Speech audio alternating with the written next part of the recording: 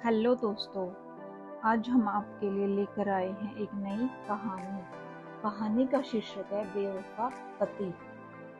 रमन का रिश्ता तय हो गया था रश्मि के साथ। रश्मि एक बहुत ही अच्छी लड़की थी, सुंदर थी, पढ़ी लिखी, सीधी सादी, व्यवहार से एकदम शांत। ये अरेंज मैरिज थी।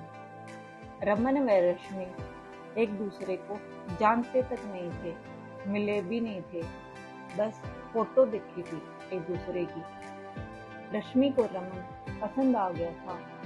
वैसे देखने में तो रमन भी किसी हीरो से कम नहीं था। लड़कियां मरती थी उसको। उसका खुद का बिजनेस था एक बड़े शहर में, तो बहुत सारी गर्लफ्रेंड भी थी। यूं कह सकते हैं कि एक तरह से लड़की बाज ठाकुरा। लड़कियां पटाना तो उसके बाएं हाथ का खेल था। पैसे की तो कमी थी नहीं। रमन व रमैया दो भाई बहन थे।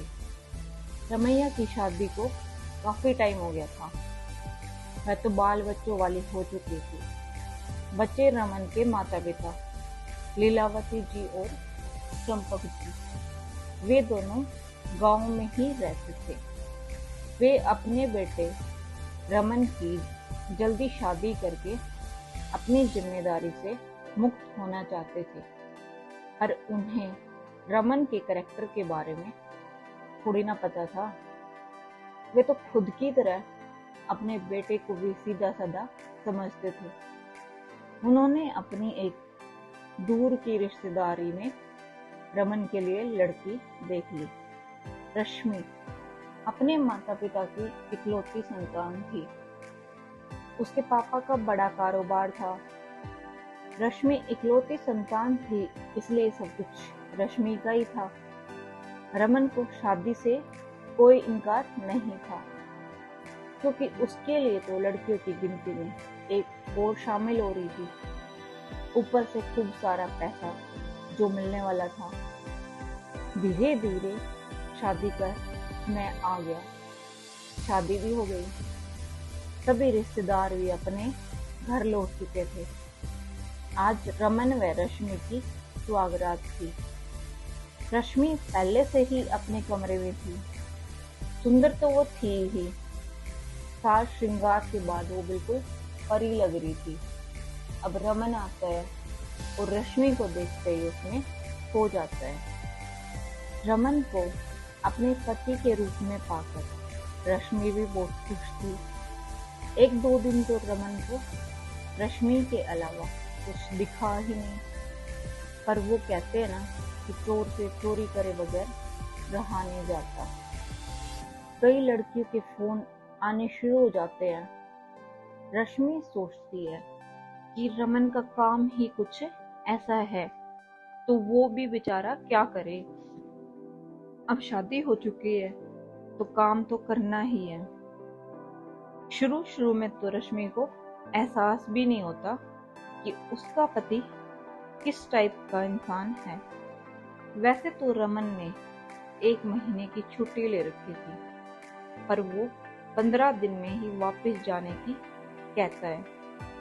वो शहर में अकेला ही रहता था। जाना तो रश्मि भी चाहती थी उसके साथ, पर रमन उसको बहाना बनाकर टाल देता है। उसके सास ससुर के प्रति फर्ज की मर्यादा में उसको बांधकर चला जाता है। अब वहां जाकर तो उसका वही शेड्यूल शुरू। कभी किसी लड़की के साथ घूमता तो कभी किसी के साथ। काम की उसे चिंता थी नहीं, क्योंकि वो मालिक था, तो एक आध दिन जाकर संभाल लेता। बाकी टाइम घूमना फिरना ऐश करना। वो खुद तो रश्मि को फोन करता नहीं था, और रश्मि करती भी तो बिजी होने का नाटक कर टाल देता। 15-20 दिन में घर आने के बाद, वो भी 2 दिन के लिए, और उसमें से भी ज्यादातर फोन पर ही लगा रहता। उसकी शादी को अभी 2 महीने भी नहीं हुए थे। न वो रश्मि को कहीं घुमाने लेकर गया, लीलावती जी और चंपक जी भी कई बार कह चुके थे कि बहू को कहीं घुमा ला या अपने साथ शहर ले जाओ। हम दोनों तो पहले भी अकेले ही रहते थे। वैसे उन दोनों को अपनी बहू रश्मि से थोड़े दिनों में ही पूरा लगाव हो गया था, पर उन्हें ये भी तो पता था ना कि बहू का भी मन करता होगा अपने पति के साथ रहने का। तो वे जोर जबरदस्ती कर रश्मि को रमन के साथ भेज देते हैं। रश्मि बहुत खुश थी रमन के साथ आकर, पर रमन नहीं, क्योंकि अब तो वो बंद सा गया था। अब भी वो रश्मि को लेकर कहीं बाहर नहीं गया। लेकिन रश्मि को इस बात से कोई फर्क नहीं पड़ा, क्योंकि उसे घूमने फिरने का शौक नहीं था। वो तो अपने पति के साथ रहना चाहती थी बस। अब रमन काम के बहाने से कुछ ज्यादा ही बाहर रहने लगा। सुबह जल्दी चला जाता और देर रात तक घर लौटता। रश्मि उसके लिए खाना बना कर रखती, उसका इंतजार करती रहती। रमन आधी बार तो खाना भी नहीं खाता। एक दिन रमन का फोन बज रहा था और वो ना आ रहा था, तो रश्मि ने उसका फोन उठा लिया। उसके बोलने से पहले ही सामने से आवाज आई, "कहाँ हो जानू? कब तक आ रहे हो? तुम्हें पता है ना कि आज मेरा बर्थडे है। मैं तुम्हारा वेट कर रही हूँ।" रश्मि ये सुनकर फोन रख देती है और सोचती है कि रमन ने तो उसे कहा था कि आज उसकी बहुत जरूरी मीटिंग है, तो वो आज जल्दी जाएगा। रश्मि रमन को कुछ नहीं बोलती है। रमन तैयार होकर चला जाता है। रश्मि को अब रमन पर शक होने लगता है। उसके मन में शादी से पहले तक की बातें घूमने लगती है। वो रमन को फोन करती थी तो भी रमन कम ही बात करता था। उसको थोड़ा अजीब भी लगता था, पर वो सोचती कि रमन को काम का प्रेशर रहता है, इसलिए शायद उसे टाइम नहीं मिलता होगा। इतनी बड़ी कंपनी को अकेले जो संभाल रहे हो। रश्मि अपनी सोच से बाहर आती है और ठान लेती है कि वो पता लगा कर रहेगी कि आखिर ये माजरा क्या है। वो सबसे पहले तो रमन का सामान देखती है, क्योंकि रमन हमेशा यही कहता था कि रश्मि तुम मेरी चीजों को मत छेड़ना, बहुत काम की चीजें हैं, क्या पता कोई इधर उधर हो जाए। पर आज वो ढूंढती है। उसमें कई लड़कियों के लव लेटर, फोटो और गिफ्ट भी थे।